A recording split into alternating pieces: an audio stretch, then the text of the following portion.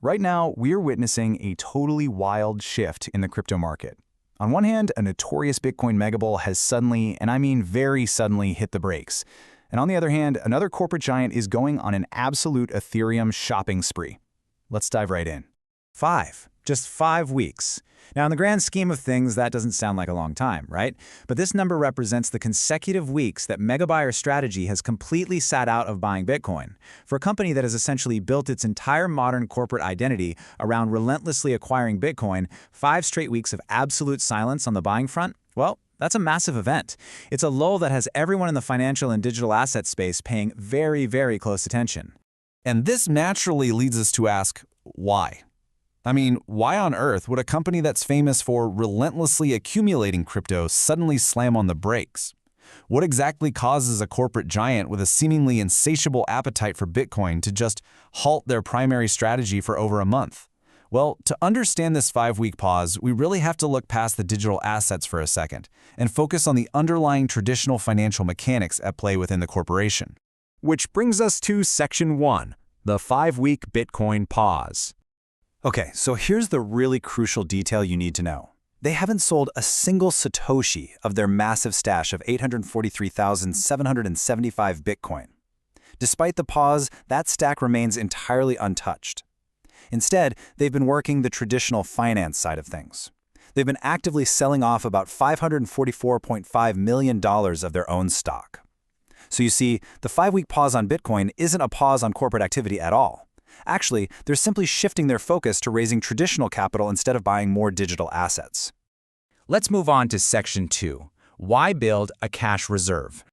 So how exactly do you build a $3.75 billion cash moat? Well, step 1 was just stopping those BTC purchases dead in their tracks, hence our 5-week halt. Step 2 was using capital to repurchase their own preferred shares. Step 3 is the result of that massive effort, growing a US dollar reserve to a staggering $3.75 billion. And step 4, that reveals the ultimate why. This reserve is specifically designed to ease their dividend load by covering about 2 years of preferred dividend obligations. Honestly, it just goes to show that even the biggest, most aggressive crypto bulls must occasionally hit pause to manage traditional corporate realities. But here's where it gets really interesting. While Strategy was busy hitting the brakes to build that cash fortress, Bitmine basically slammed on the gas. While Strategy sat in their 5-week lull, Bitmine was out there scooping up nearly 10,000 ETH in a single week. Plus, while Strategy was repurchasing preferred shares, Bitmine was moving in a completely different direction, upping its common stock buyback to 6.1 million shares. Let's dig a little deeper in Section 3, Bitmine's Ethereum buying spree. To really put Bitmain's buying into perspective here, they just added nearly 10,000 ETH in just 1 week. That pushes their total treasury to 5.78 million ETH. And to put a dollar figure on that, it's valued at over $11.3 billion. They literally own nearly 5% of the entire Ethereum supply now. And simultaneously, they're executing this incredibly ambitious $4 billion stock buyback program with 11.6 million common shares already repurchased. They are showing absolutely zero signs of slowing down anytime soon. Let's compare these strategies in Section 4. Static Bitcoin versus yielding Ethereum.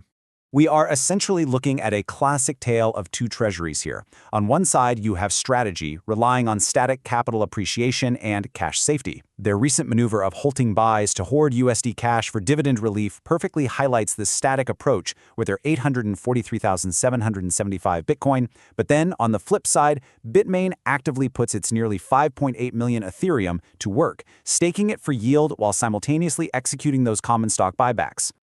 And the result of these two vastly different approaches? A staggering yield gap, $250 million. That's not their total holding. That is the projected reward Bitmine expects to generate this year alone, just from their Ethereum.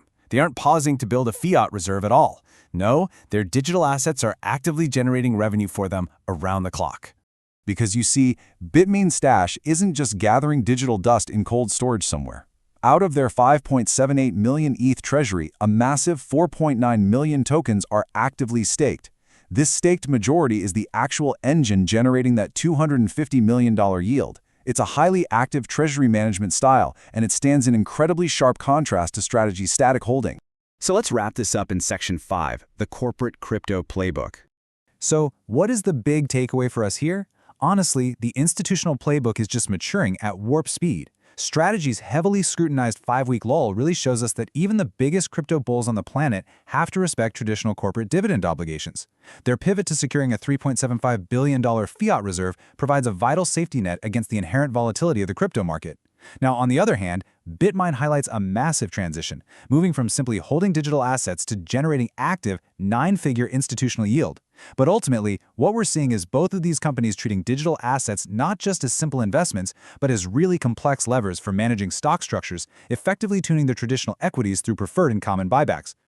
I want to leave you with this thought to ponder as we watch these treasuries evolve over the next few months. We've just analyzed Strategy's famous 5-week pause to secure their traditional finances, which contrasts wildly with Bitmain's aggressive yield-generating accumulation. So as corporate crypto matures, what do you think? Is the future leaning towards static holding or active yield? It's a fascinating question, right?